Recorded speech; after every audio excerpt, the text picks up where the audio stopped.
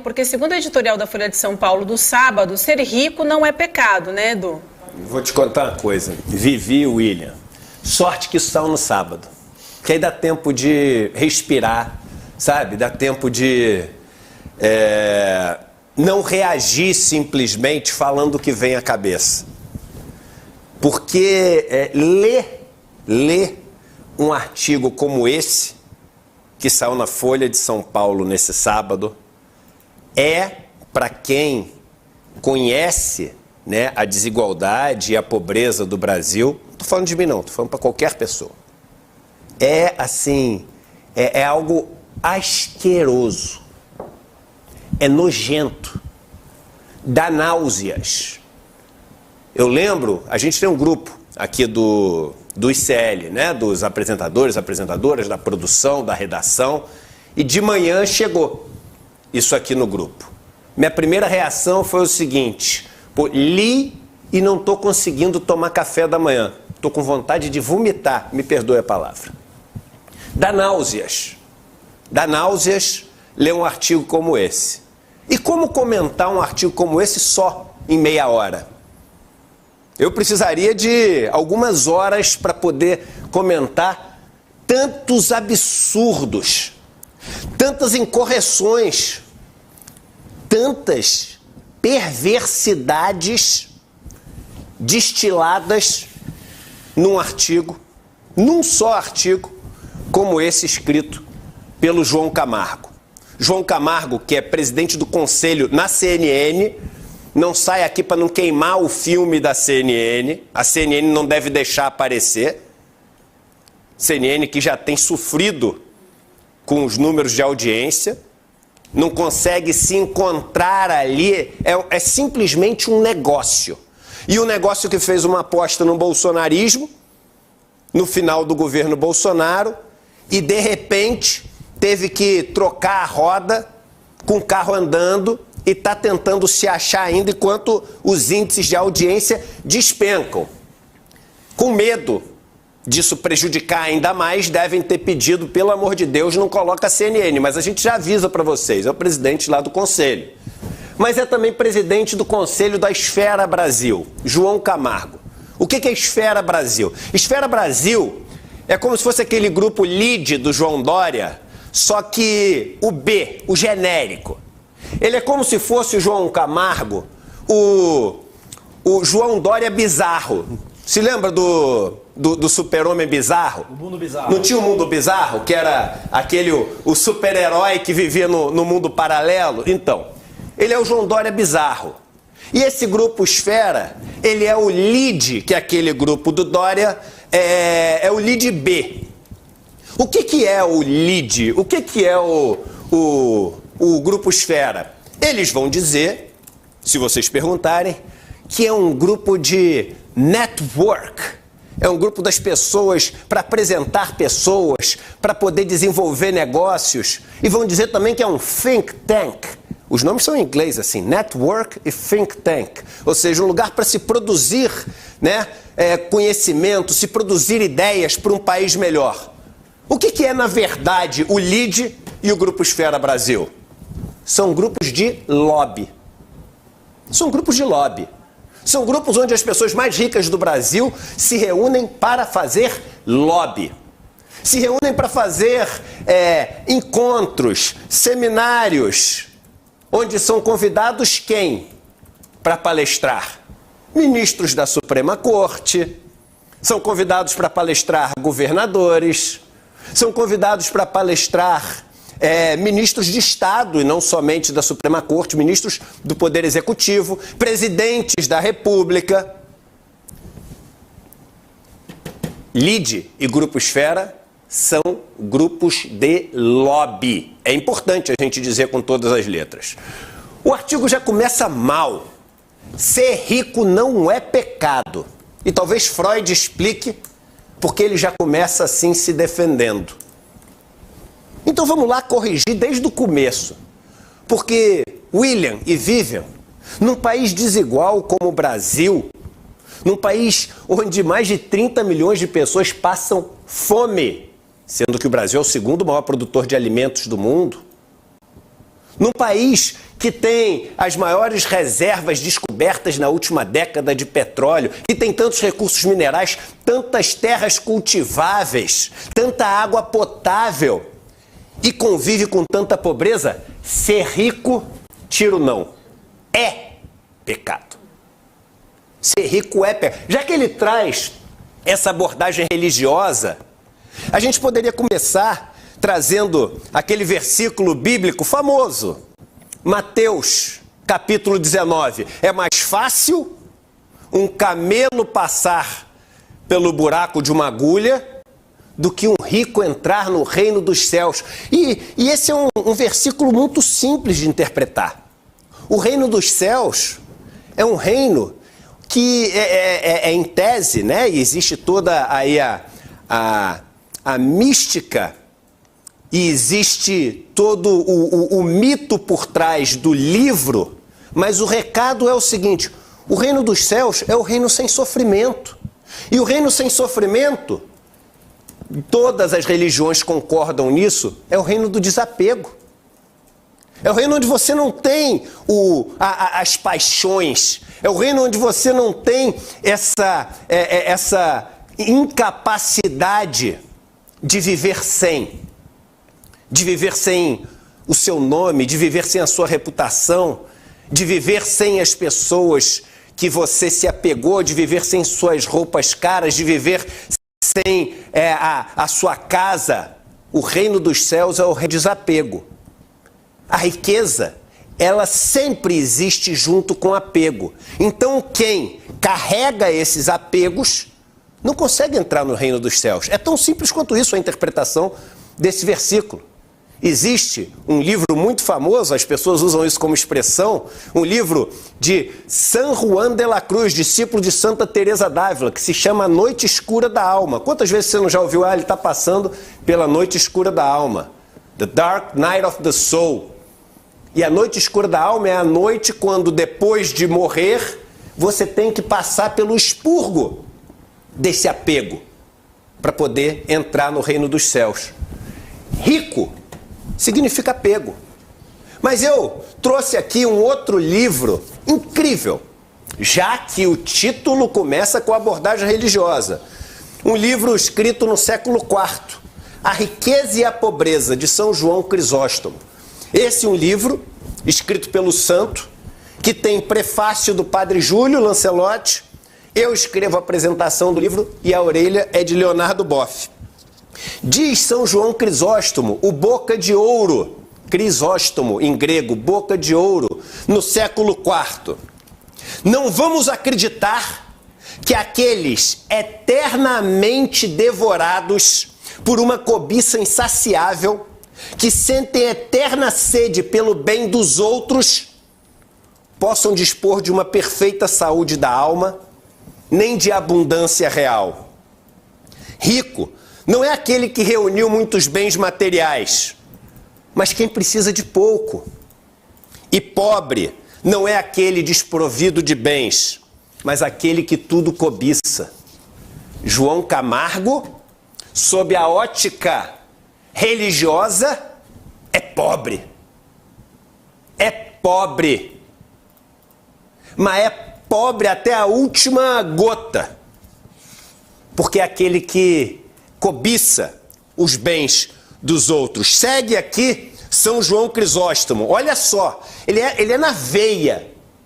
Ele é no alvo. E ele não é de meias palavras. Olha o que diz o santo, William. Deixar de compartilhar os seus bens com os outros é roubo. Eu vou repetir a frase. Deixar de compartilhar seus bens com os outros é roubo, embuste e fraude. Não recuses ao pobre a subsistência. Recusar a subsistência é tirar o que pertence aos outros. Assim, diz o santo, aprendemos que, quando não demonstramos piedade, seremos punidos exatamente como aqueles que roubam. Ser rico é pecado. E aí ele começa a escrever um artigo que é, me perdoe a palavra forte, um lixo. O artigo é um lixo porque ele está incorreto. Eu já vou te dar uma dica. Toda vez, guarda essa dica você que está em casa. Toda vez que alguém vier falar com você sobre questão de tributação dos mais ricos, defendendo os mais ricos, dizendo que eles não têm que ser tributados, se ele vier no meio da história com a história, com o caso do Gerard Depardieu, é porque ele não entende nada do assunto. Toda vez que alguém vier defender os ricos, dizendo que se taxar os ricos eles vão tirar dinheiro do país, se ele usar Gerard Depardieu na argumentação dele, é porque ele não entende bulhufas. É porque ele não entende bulhufas. Quando eu comecei a ler o artigo, eu falei, só falta ele usar a história do Gerard Depardieu. Não tenho dúvidas que aqui no meio está o ator Gerard Depardieu, ou seja, o cara não entende nada do assunto. O cara não entende nada, de nada, de nada. Olha só, olha que curioso. Põe a primeira parte só para mostrar para vocês como o cara é absolutamente ignorante no assunto e a Folha dá um pedaço inteiro do jornal para ele escrever no fim de semana. Olha só. A semana começou com o anúncio de uma medida provisória que prevê a taxação dos chamados fundos exclusivos. Esses fundos exclusivos, só para você entender o que é rapidamente, é igual o fundo que você tem no banco. Sabe o fundo que você tem ação, que você tem renda fixa, eu não tenho fundo porque eu nem tenho investimento. Mas sabe aquele fundo que qualquer um que chegar no banco, você, Vivi, tem, você, William, tem, que tenha R$1.000, R$2.000? O fundo exclusivo é igualzinho, com uma diferença. Qual é a única diferença? Não paga imposto. Só paga imposto quando resgatar, mas aí o cara dá um jeito para nunca resgatar, usar o dinheiro dentro do fundo, abre outras empresas dentro para ficar usando dentro das empresas e não ir pagando imposto enquanto ele vai empurrando com a barriga.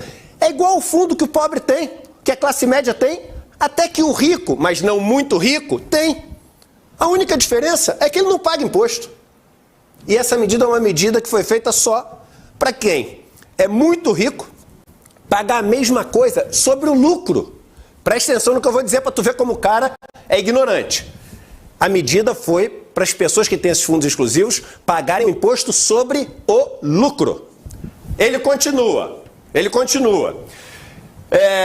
Provisória que prevê a taxação dos chamados fundos exclusivos. E com um projeto de lei já enviado ao Congresso que cria uma tributação anual sobre rendimentos de aplicações. Ele mesmo diz.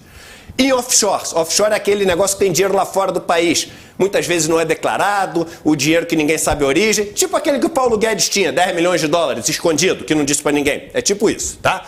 A gente tinha ministro que escondia dinheiro offshore e a gente tem ministro que taxa dinheiro offshore. Uma escolha muito difícil. Mas vamos lá. Ambas as medidas têm o objetivo declarado de combater desigualdades e aumentar receitas do governo. Mas será que a taxação dos super ricos funciona na prática? Ele continua. A julgar pela experiência internacional, sobretudo a da Europa, onde essa agenda avançou como em nenhuma outra parte do mundo, a resposta é não. Tanto que nações como Alemanha, Holanda, Itália, Irlanda, Dinamarca e Áustria, para citar algumas, revogaram recentemente seus impostos sobre riqueza líquida. O cara é tão... Eu não estou querendo usar a palavra, mas o cara é tão ignorante que ele escreve aqui em cima que foi feita uma medida sobre rendimentos e compara com uma medida sobre taxação de riqueza, patrimônio. São duas coisas completamente diferentes. Uma coisa é taxar o que o cara ganha, a outra coisa é taxar o que o cara tem. Aí o cara pega e fala, poxa, o Brasil vai taxar o que os caras ganham. Quer taxar igual todo mundo. É só não deixar o cara sonegar o dinheiro.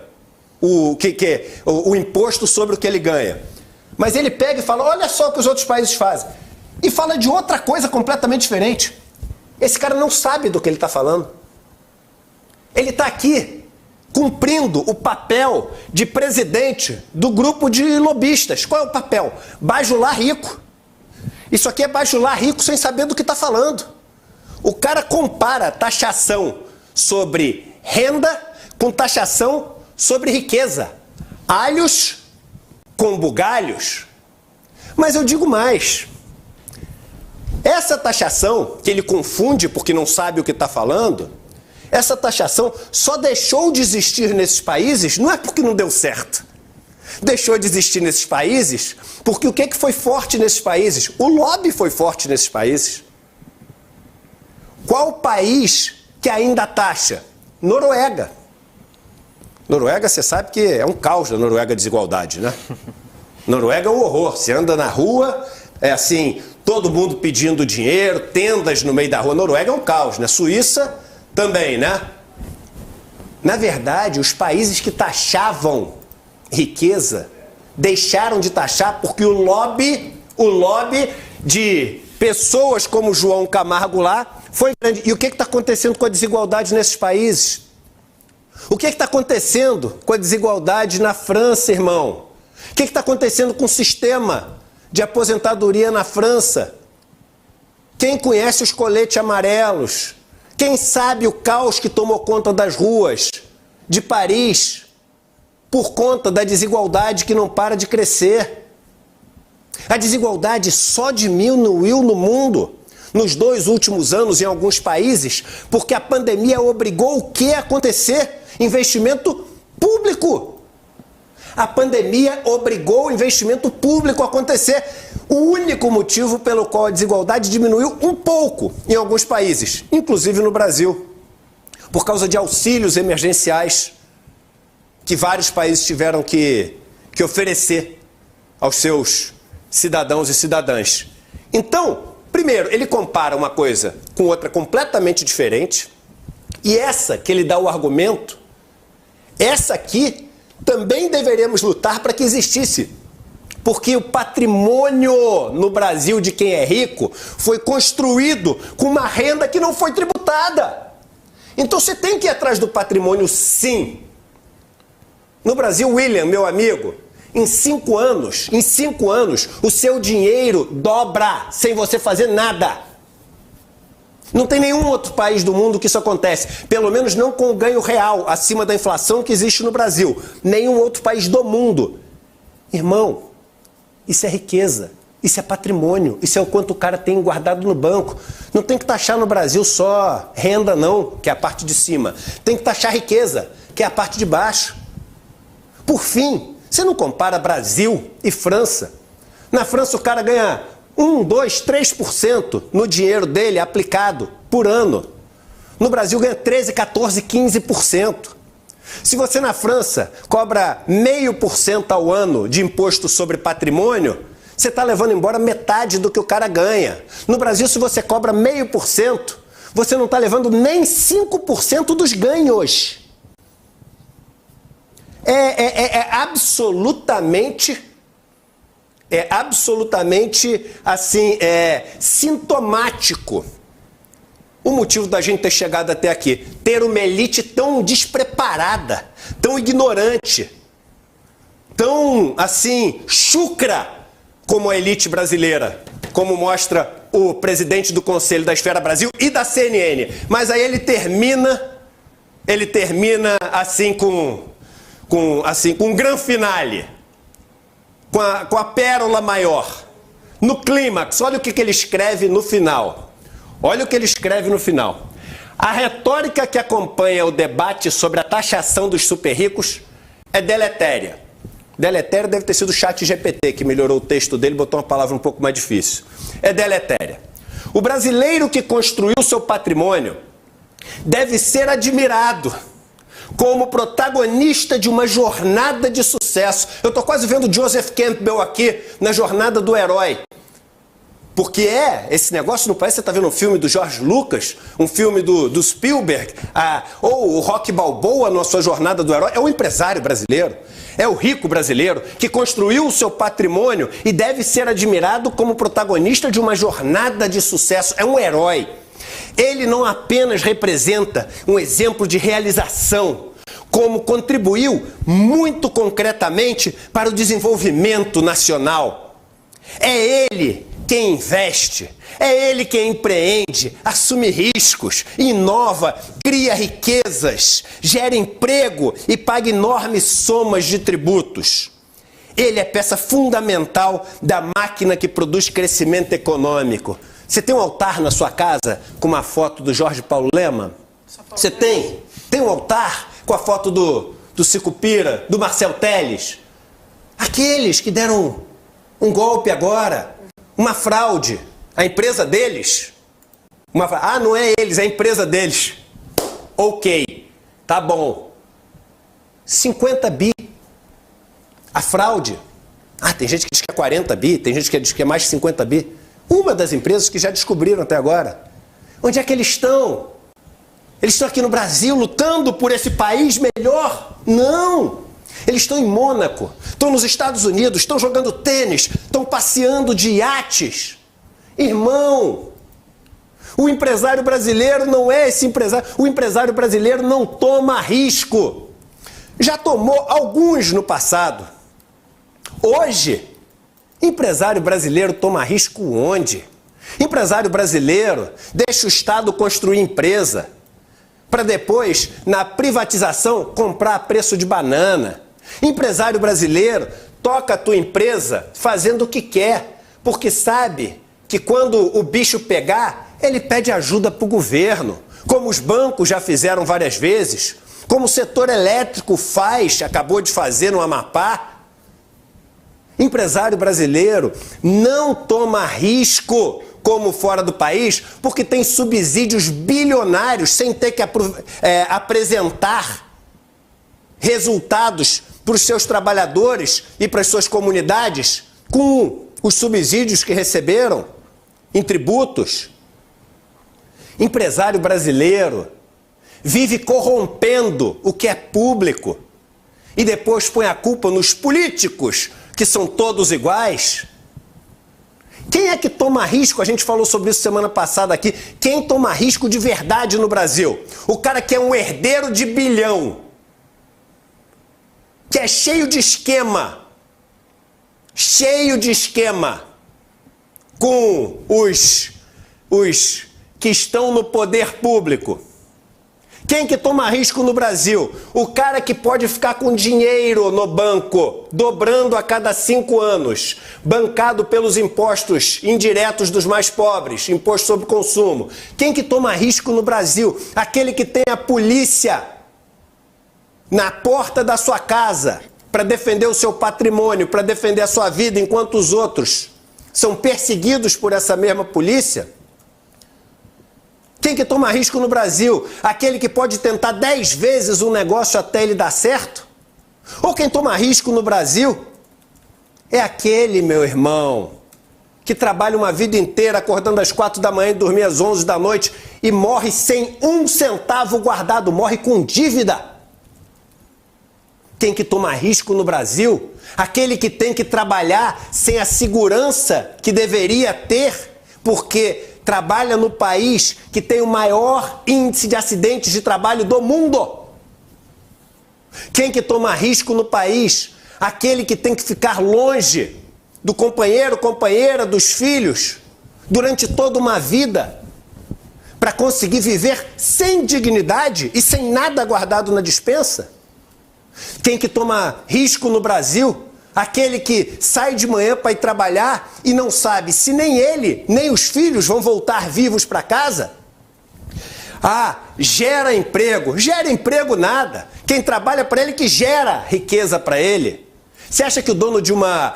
eu sou dono de uma empreiteira, eu gero 10 mil empregos. Você explora 10 mil trabalhadores. Pagando R$1.500 por mês, R$2.000 por mês. Você não gera. Transforma numa cooperativa. Sai você, o coronel manda-chuva, herdeiro, que acha que organiza estrategicamente a empresa. Sai você, deixa na mão dos trabalhadores para ver se ela não voa. Você não toma risco e você não gera emprego. Você, agora estou falando pessoalmente, João Camargo, sabe o que você faz? Você passa vergonha. Você passa vergonha. Veja que antes, e aí eu vou finalizando, veja que antes do governo, olha o que eu vou falar para vocês, porque isso é muito sério. Isso é muito sério e vocês não vão acreditar, vocês vão achar que é mentira. Antes do governo vir com essa medida para taxar os fundos exclusivos, e eu vou repetir quantas vezes for necessário, taxar os fundos exclusivos dos mais ricos significa simplesmente fazer os fundos dos ultra ricos pagarem o mesmo imposto que você que está nos assistindo paga. É só isso. É só isso. Ou seja, não deixar o cara não pagar os impostos que você paga. É só isso. Antes do governo fazer isso, o pessoal falou, se fizer isso, vai todo mundo tirar o dinheiro do Brasil. Lembra do Gerard Depardieu? Né?